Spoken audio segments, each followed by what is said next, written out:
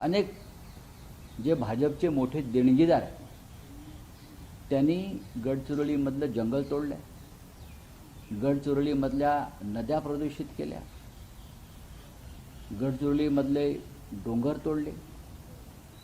त्याच्यामुळे जमीन जंगल हा जो ही जी घोषणा आहे आदिवासींची की आम्ही या जमीन जंगलचे मालक आहोत, तो आदिवासी विस्थापित झाला आणि डोंगरावरचा वाघ, बिबळे, जंगली प्राणी, साप हे आदिवासींच्या घरात आणि शाळांमध्ये घुसून बळी घेत आहेत। तुम्ही नक्षलवाद संपवला म्हणताय गडचिरोलीचा, म्हणून आदिवासींचे मृत्यू थांबलेले नाही आहेत, ते अशा पद्धतीने आपण मारताय।